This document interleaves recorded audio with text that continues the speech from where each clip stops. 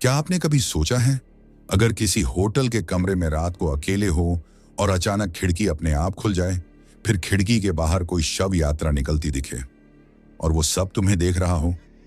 ये कोई कहानी नहीं, ये एक चेतावनी है।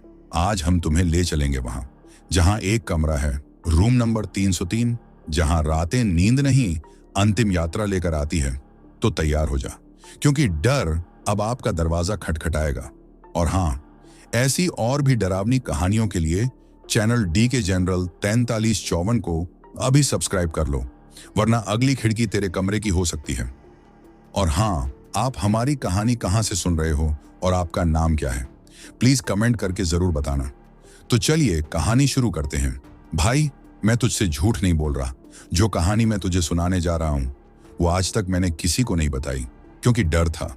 लोग हंसेंगे, कहेंगे दिमाग खराब हो गया है। लेकिन अब मैं इसे किसी एक को बताना चाहता हूं, सिर्फ तुझे। ये बात 2 साल पुरानी है। मैं दिल्ली में रहता था, छोटा मोटा काम करता था, लेकिन उस वक्त मेरी नौकरी छूट गई थी। बहुत हाथ पैर मारे तब जाकर एक कॉल आया किसी कंपनी से, इंटरव्यू के लिए। जगह थी मंडी, हिमाचल प्रदेश। मैंने सोचा चलो कुछ नया होगा, पहाड़ों में थोड़ा सुकून भी मिलेगा। मैं बस पकड़ कर निकल पड़ा। रास्ते भर मौसम ठंडा और नींद भारी। सफर लगभग 12 घंटे का था। शाम को करीब 7 बजे मैं मंडी पहुंचा। छोटा सा पहाड़ी कस्बा, एकदम शांत। रास्ते पर हल्की धुंध और ठंड, जैसे हवाओं में कुछ छिपा हो।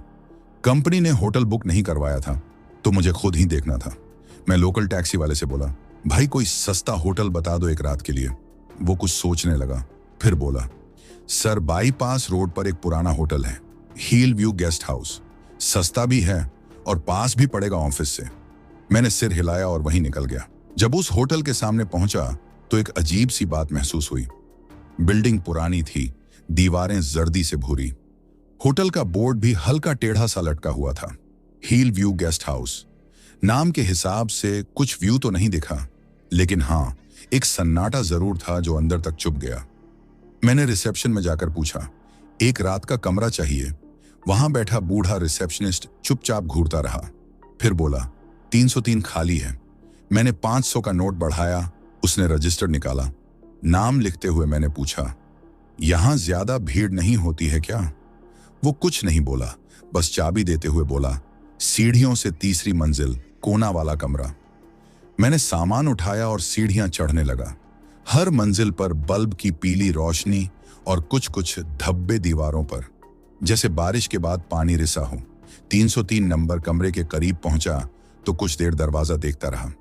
वो दरवाजा था भी अजीब, हल्का सा उखड़ा हुआ लकड़ी का, और उसके नीचे की दरार से ठंडी हवा अंदर झांक रही थी।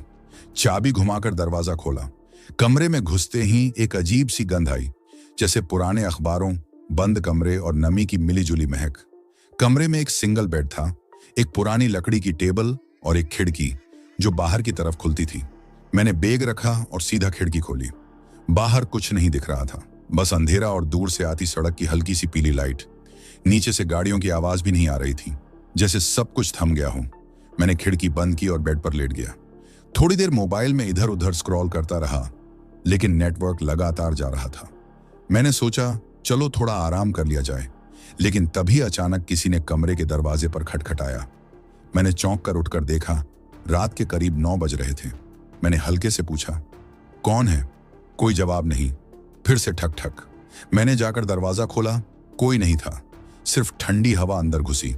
नीचे झांक कर देखा, गलियारा खाली। मैंने सोचा शायद कोई बच्चा रहा होगा या कोई गलती से आया होगा, पर तभी मेरी नजर दरवाजे की निचली दरार पर पड़ी। वहां गीले पैरों के निशान थे। वो निशान अंदर की ओर नहीं थे, बाहर से अंदर आ रहे थे, लेकिन कमरे में कोई नहीं आया था। मैंने जल्दी से दरवाजा बंद किया और कुंडी चढ़ा दी।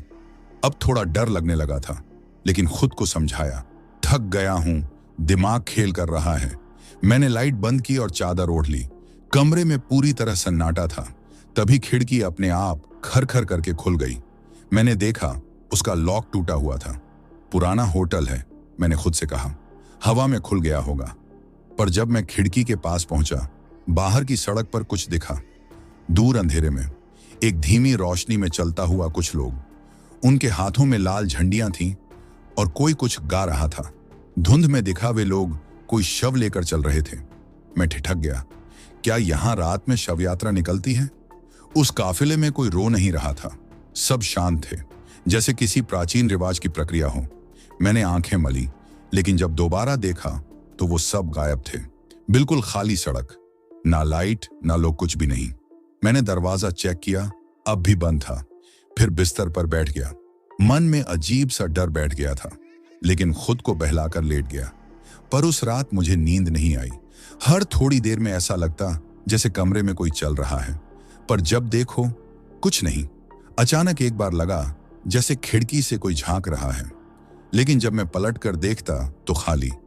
आखिरकार रात के करीब 4 बजे के बाद कहीं जाकर मुझे नींद आई।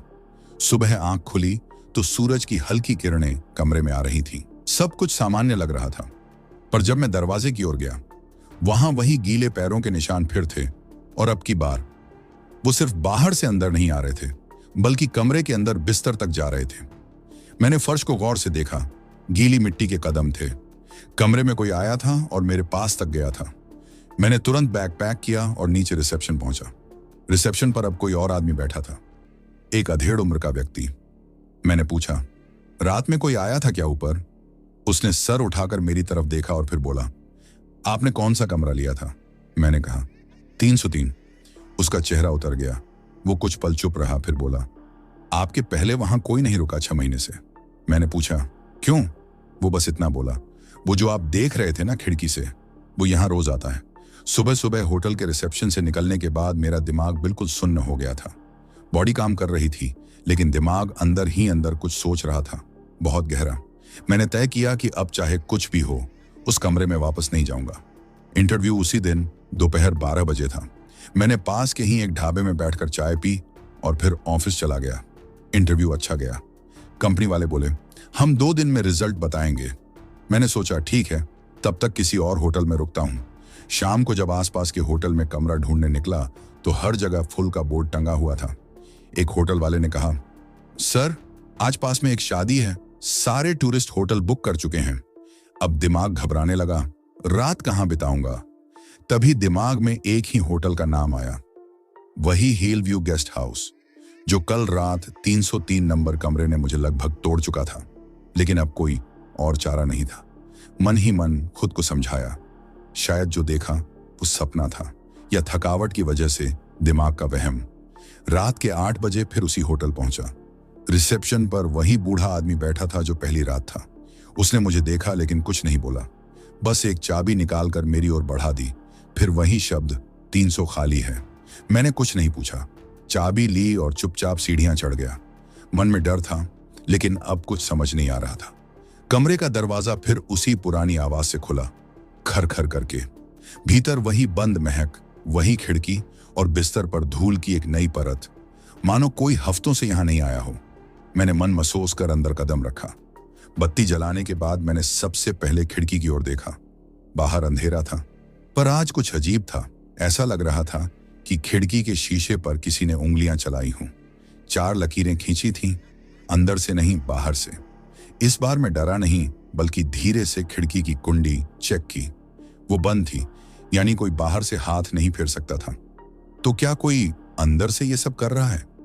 मैंने डरते हुए खिड़की के बाहर देखा। धुंधलापन था, लेकिन कोई हलचल नहीं। मैंने खुद को फिर समझाया, शायद कल रात से ही रह गई होगी लकीरें, सुबह नहीं देख पाए होंगे। लेट गया, बत्ती बुझाई और चादर ओढ़ ली। कमरे में सन्नाटा था, लेकिन इस बार वो नॉर्मल सन्नाटा नहीं था। ये वैसा सन्नाटा था जिसमें कानों को साफ सुनाई दे रहा था दिल की धड़कन, दीवार की टिक टिक और खिड़की के पार से आती किसी की सांसें। मैंने आंखें बंद रखी, लेकिन दिल की धड़कन अब कलेजे को चीरने लगी थी। तभी एक धीमी आवाज, राहुल। मैंने आंखें खोली, लेकिन एक पल के लिए लगा कोई सपना देख रहा हूं, पर वो आवाज फिर आई, राहुल अब सो मत। मैंने उठकर खिड़की की ओर देखा, कोई नहीं, बस शीशे पर अब एक धुंधली परछाई थी जो मेरी नहीं थी। मैं धीरे धीरे खिड़की के पास गया और जैसे ही झांक कर देखा, नीचे वही शव यात्रा निकल रही थी। इस बार साफ दिख रहा था, लोग सफेद कपड़े में थे, हर किसी के हाथ में लाल झंडी थी और बीच में एक कांधा लेता शव। पर वो शव सीधा मुझे देख रहा था। उसकी आंखें खुली थी। मैं पीछे हट गया। लेकिन वो आंखें जैसे मेरा पीछा कर रही थी। मैंने खिड़की बंद की और पूरा पर्दा गिरा दिया। उस रात पूरी कोशिश की सोने की, लेकिन नींद जैसे बाहर खड़ी थी और अंदर आने को तैयार नहीं थी। धीरे धीरे रात के 3 बजे कमरे की बत्ती अपने आप जल गई। मैं चौंक गया। स्विच ऑफ था, लेकिन ट्यूबलाइट जल रही थी और तभी दरवाजा ठक ठक की आवाज करने लगी, इस बार बहुत तेज। कौन है? मैं चिल्लाया। राहुल। अब वो आवाज बहुत पास से आई, जैसे दरवाजे से कान लगाकर कोई पुकार रहा हो। मैं डर के मारे बिस्तर पर चढ़ गया और तभी दरवाजे के नीचे से कोई सफेद कपड़े वाली चीज सरकती हुई अंदर आई, जैसे कपड़ा हो या कफन। मैंने पूरी ताकत से चादर ओढ़ ली और फिर मुझे महसूस हुआ मेरे पैरों के पास कोई बैठ गया है। सांसें, आहट और एक भारी सन्नाटा। सुबह मेरी आंख खुली। कमरे में मैं अकेला था, लेकिन बिस्तर के पास मिट्टी थी और उस मिट्टी पर कदमों के निशान थे जो सीधे मेरे तकिए तक जाते थे। उस दिन मैं वापस ऑफिस नहीं गया। कंपनी वालों को कॉल किया, मैं अब नहीं आ पाऊंगा। बाहर निकलने ही वाला था कि रिसेप्शन पर बैठा बूढ़ा आदमी खड़ा हो गया। बोला, देख लिया ना? मैंने डरते हुए कहा, यह सब यहां क्या हो रहा है? वो कुछ पल चुप रहा, फिर बोला, ये होटल पहले शमशान था। जहां अभी होटल बना है, वहां पहले लोग अपने शव लेकर आते थे। यहां हर तीसरी रात कोई आता है किसी को बुलाने। वो शव यात्रा हर किसी को नहीं दिखती, लेकिन जिसे दिखे वो कभी खाली नहीं जाता। मैंने बिना कुछ कहे सीधा होटल छोड़ दिया, पीछे मुड़कर भी नहीं देखा। पर डर यहीं खत्म नहीं हुआ। होटल छोड़कर मैं सीधा बस स्टैंड पहुंचा। बस पकड़कर सुबह सुबह दिल्ली लौट आया। शरीर थका हुआ था और दिमाग सुन्न, लेकिन मन में बस एक ही सवाल घूम रहा था, आखिर वो सब क्या था? शव यात्रा, खिड़की में वो परछाई और मेरा नाम लेकर पुकारना। सब कुछ डरावना था, लेकिन उस रात के बाद मेरा चैन ही छिन गया। घर आकर लगा कि अब सब ठीक हो जाएगा, लेकिन भाई, डर तो कहीं से भी पीछा नहीं छोड़ता। पहली रात तो जैसे तैसे कट गई, पर दूसरी रात मैं नींद में था और तभी अचानक मेरी खिड़की खर खर करके खुल गई। मैं चौंक कर उठ बैठा। कमरे में अंधेरा था, लेकिन बाहर सड़क की लाइट हल्की झांक रही थी। मैंने बाहर झांका तो कुछ नहीं दिखा, पर अंदर मेरी टेबल पर एक लाल झंडी रखी थी। मैंने खुद से पूछा, ये यहां कैसे आई? मैंने तो ऐसी कोई चीज कभी रखी ही नहीं। लेकिन अब कोई शक नहीं बचा था। जो कुछ मंडी में हुआ था वो वहीं तक नहीं रुका, वो मेरे साथ लौट आया था। हर रात खिड़की का लॉक टूटा मिलता, आईने पर उंगलियों की लकीरें होती। कभी कभी मैं अपने मोबाइल में रिकॉर्ड की गई आवाज सुनता तो उसमें कोई और सांसें ले रहा होता। और एक रात जब मैं पूरी तरह थक कर सो गया था तो मुझे एक सपना आया। मैं उसी होटल के कमरे में हूं, रूम नंबर 3, 103 में बत्ती बुझी हुई है। खिड़की से वही शव यात्रा गुजर रही है, लेकिन इस बार शव ऊपर देख रहा है और उसके चेहरे पर मेरा चेहरा है। मैं चिल्लाया, मैं तो मर नहीं गया, मैं तो जिंदा हूं। और तभी एक धीमी आवाज कान में आई, कोई 2 रात से ज्यादा नहीं टिकता, लेकिन तुम तो भाग गए थे। उसके बाद से हर तीसरी रात मुझे एक अनजान नंबर से कॉल आने लगा। समय रात के 3:09 में। हर बार वही आवाज, वापस आओ, और फोन कट जाता। मैंने नंबर ब्लॉक किया, लेकिन हर बार नया नंबर। आखिरकार मैं टूट गया। एक रात बुरी तरह डर कर मां के सामने सब उगल दिया। मां चुपचाप सुनती रही। फिर उन्होंने बस इतना कहा जिससे नजरें चुरा ली, अब उसकी आंखें तुझे हर कोने से देख रही हैं। मां ने मुझे कुछ पुराने मंदिरों में घुमाया, पंडितों से मिलवाया, पर किसी से कुछ खास फायदा नहीं हुआ। कुछ ने तो कहा, जिस जगह ये सब शुरू हुआ वहीं जाकर मुक्ति मांगनी होगी। मैंने इन बातों को टालने की कोशिश की, लेकिन फिर एक शाम मेरे कमरे की दीवार पर वही शव यात्रा की परछाई दिखने लगी। और इस बार वो चलती नहीं थी, बल्कि रुककर मेरी तरफ इशारा करती थी। मैं समझ गया, अब बहुत हो गया। मैंने बैग पैक किया और वापस मंडी जाने का फैसला कर लिया, उसी हिल व्यू गेस्ट हाउस में। मैंने मां को झूठ बोला कि किसी काम से हिमाचल जा रहा हूं। बस पकड़कर सीधे उसी होटल पहुंचा। इस बार होटल का गेट बंद मिला, दरवाजे पर ताला लगा था।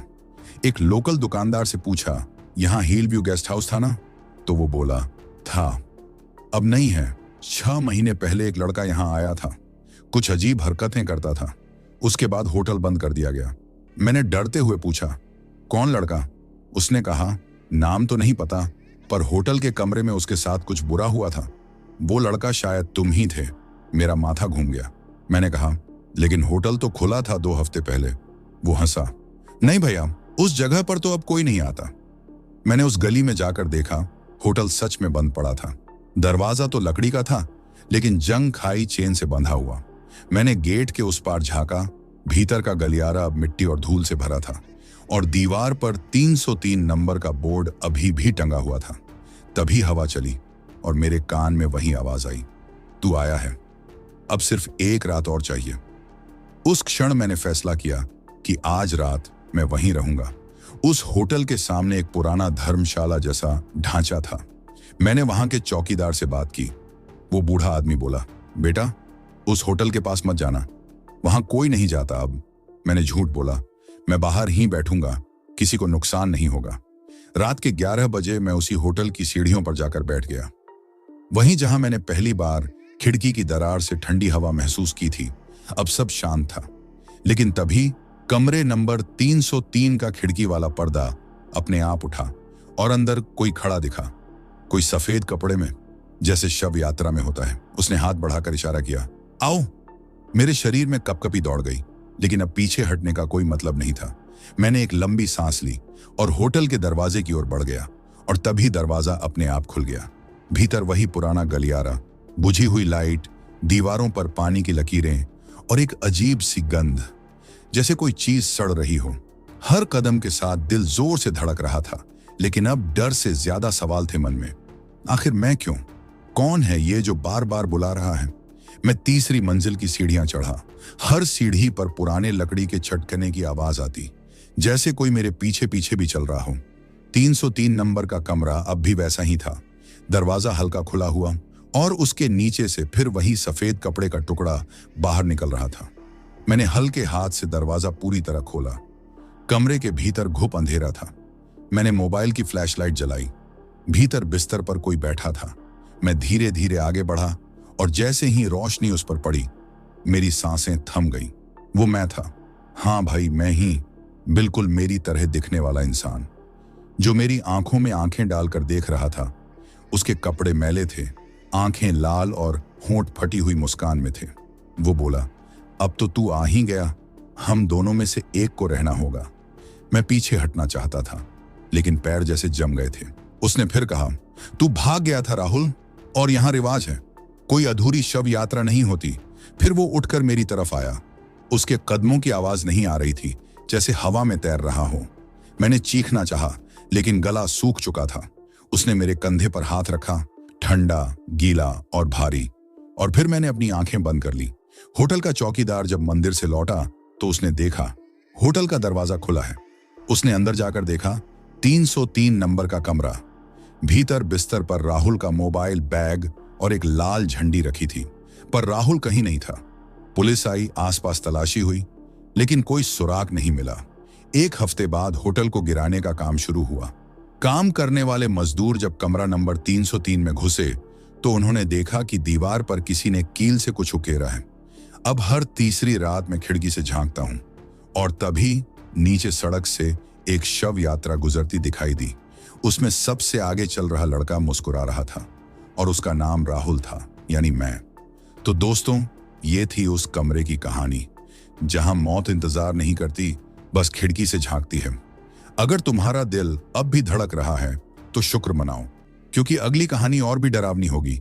ऐसी ही सच्ची, खौफनाक और दिल दहला देने वाली कहानियां हम लाते रहते DK जनरल 4354 पर। तो जल्दी से चैनल को सब्सक्राइब करो और घंटी दबाओ, ताकि अगली बार जब कोई परछाई तुझे पुकारे तो तू पहले से तैयार हो। हम फिर मिलेंगे एक और डरावनी कहानी के साथ। तब तक अपना ख्याल रखें। धन्यवाद।